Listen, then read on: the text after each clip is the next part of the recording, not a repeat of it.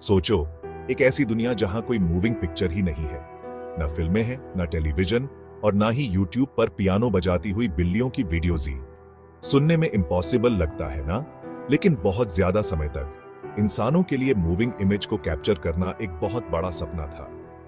एक ऐसा चैलेंज जो नामुमकिन सा लगता था। पर जैसे हर बड़े आविष्कार के साथ होता है, इस नामुमकिन चीज को भी बस एक सही दिमाग का इंतजार था जो इसे हकीकत में बदल दे। पिक्चर्स में मोशन को कैप्चर करने की कोशिश पहली फोटोग्राफ से बहुत पहले शुरू हो गई थी। शुरुआती समय के आविष्कारक ऑन ऑप्टिकल इल्यूजन के साथ एक्सपेरिमेंट करते थे, घूमती हुई तस्वीरों से मूवमेंट का एहसास बनाने की कोशिश करते थे। ये डिवाइस जैसे ज़ोएट्रोप और प्रैक्सिनोस्कोप बस एक झलक दिखा पाते थे कि क्या हो सकता है, लेकिन ये सब बहुत लिमिटेड थे, बस मोमबत्ती की टिमटिमाती रोशनी में नाचते हुए साए। असली कमाल तो बिजली की ताकत का इस्तेमाल करने से हुआ। यूटा का रहने वाला एक किसान का बेटा फिलो फार्न्सवर्थ वीडियो के जमाने की शुरुआत करेगा, यह किसी ने नहीं सोचा था। 1906 में जन्मे फिलो का बचपन प्रकृति की गोद में बीता, ईस्ट कोस्ट की भागती दौड़ती लेबोरेटरी से कोसों में। लेकिन फिलो के पास एक तेज दिमाग था और नई चीजें जानने की कभी न खत्म होने वाली भूख। बचपन से ही वो साइंस और मैकेनिक्स की किताबें पढ़ता रहता था। उसका दिमाग नए नए आइडियाज से भरा रहता था। एक दिन खेतों में काम करते हुए अचानक फिलो को एक विचार आया।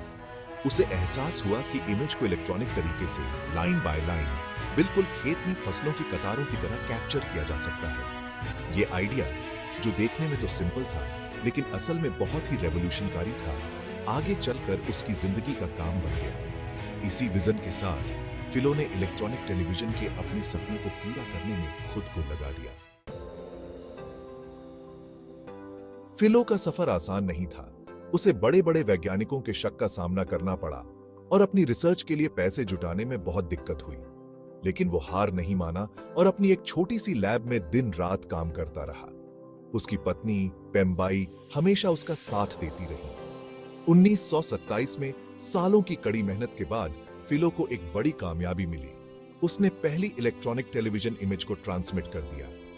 ये एक सिंपल इमेज थी, बस एक लाइन, लेकिन ये एक बहुत बड़ी छलांग थी। इलेक्ट्रॉनिक मूविंग पिक्चर्स का जमाना शुरू हो चुका था। भाग 4, अंधेरे से उजाले तक, वीडियो का असर। फिलो के आविष्कार का असर बहुत ही गहरा था।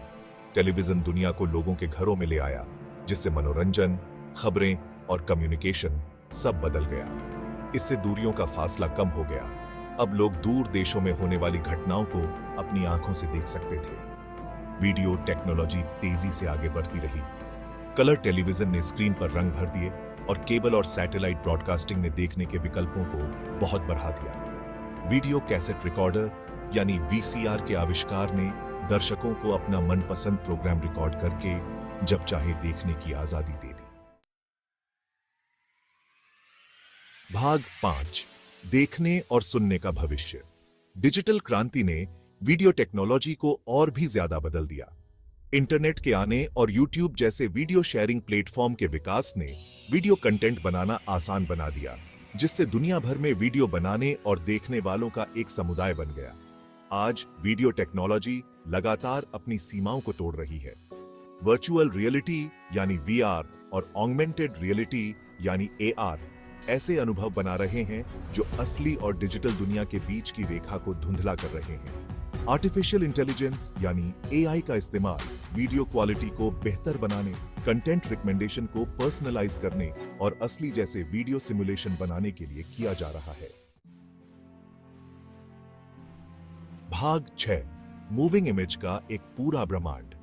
फिलो फार्न्सवर्थ की साधारण शुरुआत से लेकर भविष्य की अद्भुत संभावनाओं तक, वीडियो की कहानी निरंतर नवाचार और असीम रचनात्मकता की कहानी है। जैसे जैसे टेक्नोलॉजी अभूतपूर्व गति से आगे बढ़ रही है, वीडियो का भविष्य और भी ज्यादा आकर्षक और परिवर्तनकारी होने का वादा करता है। हो सकता है कि एक दिन हम दूर बैठे किसी इवेंट को इतने रियलिज्म के साथ एक्सपीरियंस कर पाएं कि हमें लगेगा जैसे हम सचमुच वहां मौजूद हैं। या हो सकता है कि वीडियो टेक्नोलॉजी हमें ऐसी आर्टिफिशियल इंटेलिजेंस के साथ बातचीत करने की अनुमति दे जो असली लोगों से अलग न दिखे। संभावनाएं उतनी ही विशाल और असीम हैं जितनी की मानव कल्पना खुद।